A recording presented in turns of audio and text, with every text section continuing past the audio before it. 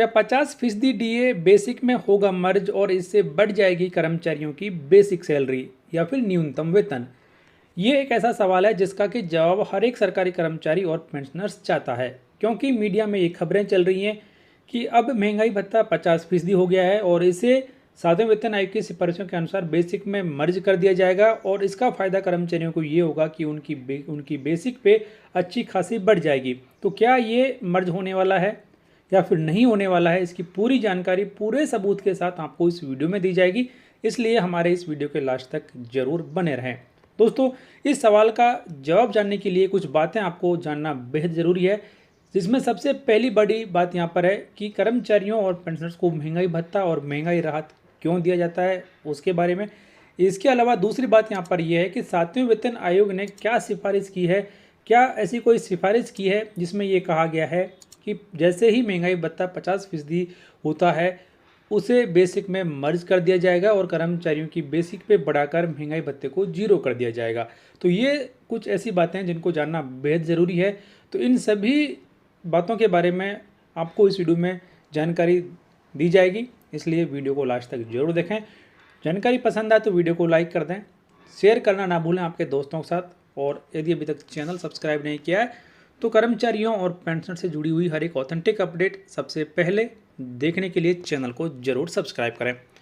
दोस्तों, आपको बताना चाहेंगे कि कर्मचारियों और पेंशनर्स को महंगाई भत्ते का भुगतान बढ़ती हुई महंगाई से राहत दिलाने के लिए किया जाता है। खासतौर पर जैसे कि समय समय पर आटे दाल की कीमतें बढ़ती हैं, डीजल की प्राइसें बढ़ती हैं और जीवन यापन की जो लागत है वो बढ़ जाती है, जिसकी वजह से हर 6 महीने में सरकार के द्वारा 2 बार महंगाई भत्ते का ऐलान किया जाता है। यानी कि हर 6 महीने में एक एक बार, तो एक साल में 2 बार महंगाई भत्ते का ऐलान सरकार के द्वारा किया जाता है, जिसका कि फ़ायदा कर्मचारियों के साथ साथ पेंशनभोगियों को भी दिया जाता है। तो ये तो रही पहली बात। उसके बाद में दूसरी बात यहाँ पर ये आती है कि क्या 7वें वेतन आयोग ने कोई ऐसी सिफारिश की थी जिसमें ये कहा गया था कि महंगाई भत्ते को 50% होने पर 0 कर दिया जाएगा।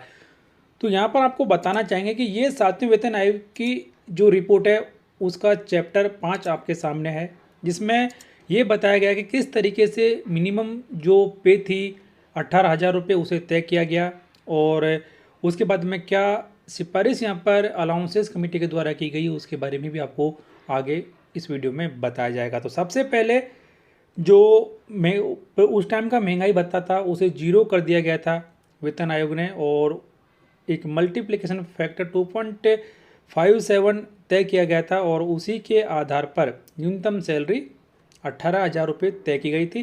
क्योंकि छठे वेतन आयोग में 7,000 रुपये न्यूनतम सैलरी थी, उसको बढ़ाकर 18,000 रुपये कर दिया गया था 7वें वेतन आयोग ने।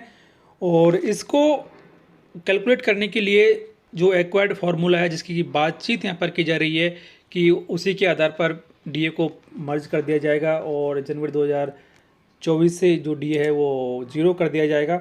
तो ये वेतन आयोग की रिपोर्ट की एक अपेंडिक्स है, जिस अनेक्सर है, जिसमें पूरा फार्मूला बताया गया है मिनिमम पे 1 जनवरी 2016 से कैलकुलेट करने का एक्वायर्ड फार्मूले के आधार पर ही, जिसमें राइस, दाल, जो रॉ वेजिटेबल्स हैं, ग्रीन वेजिटेबल्स हैं, अदर वेजिटेबल्स हैं, फ्रूट, मिल्क, सभी को कंसिडर पर किया गया था। यानी कि जो ज़रूरी सामान है एक व्यक्ति के लिए उन सब को कैलकुलेट करते हुए और उसके लिए कितना खर्चा यहाँ पर आता है उसको ध्यान में रखते हुए न्यूनतम सैलरी तय की गई थी।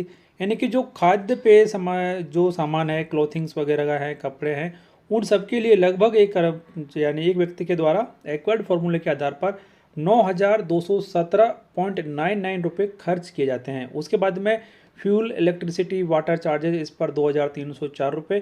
तो इन दोनों को मिलाकर 11,522.49 फिर से डिवाइड किया गया 0.8 से, और फिर यहाँ पर मैरिज, रिक्रिएशन, फेस्टिवल्स, इन सब के लिए 2,033 रुपया।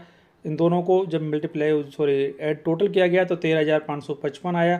फिर उसके बाद में provide for skill by adding 25%, इसमें और ऐड किया गया तो वो 3,338.97 आया।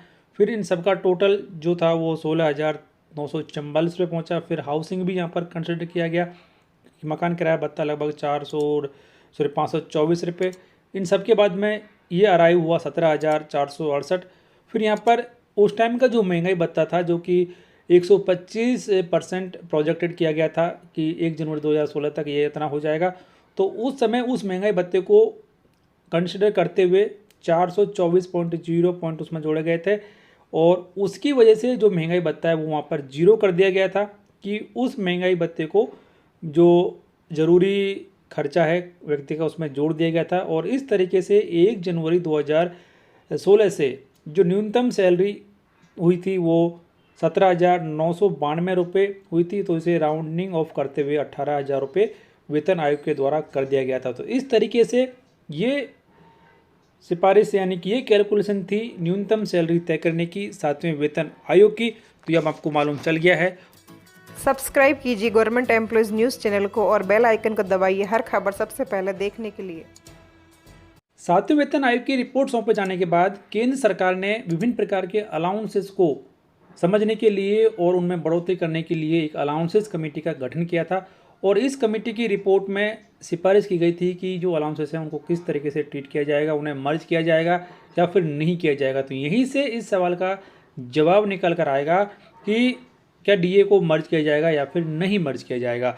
तो ये जो कमेटी की रिपोर्ट है उसका चैप्टर नंबर 5 है, जिसमें 7वें वेतन आयोग ने कौन कौन से अलाउंसेस में क्या क्या बदलाव करने का सुझाव दिया गया था और कमीशन की क्या रिपोर्ट है वो यहाँ पर थी। तो जब हम बात करते हैं यहाँ पर डियरनेस अलाउंस की, जो कि सीरियल नंबर 15 पर यहाँ पर दिया गया है, जिसमें यहाँ कहा गया कि retained status quo to be mentioned यानी मेंटेन्ड, कि किसी भी प्रकार का कोई बदलाव यहाँ पर नहीं किया जाएगा। और जिस तरीके से मौजूदा समय में महंगाई भत्ते का कैलकुलेशन किया जाता रहा है वो कैलकुलेशन किया जाएगा। तो यहाँ पर आपको बताना चाहेंगे कि जब तक केंद्र सरकार के द्वारा 8वें वेतन आयोग के गठन को लेकर कोई नोटिफिकेशन जारी नहीं किया जाता है या फिर नए वेतन आयोग का गठन नहीं किया जाता है, तब तक मौजूदा नियमों के अनुसार ही जो भी महंगाई भत्ता आपका है वो मिलता रहेगा। उसे बेसिक पे में रिवाइज यानी बेसिक पे में नहीं जोड़ा जाएगा, मर्ज नहीं किया जाएगा।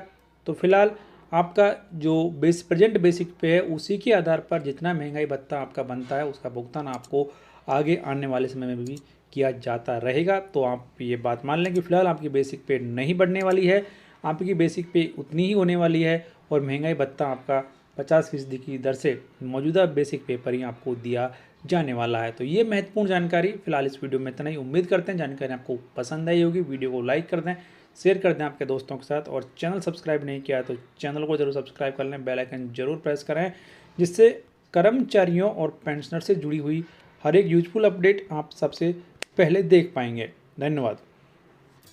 सब्सक्राइब कीजिए गवर्नमेंट एम्प्लॉयज़ न्यूज़ चैनल को और बेल आइकन को दबाइए हर खबर सबसे पहले देखने के लिए।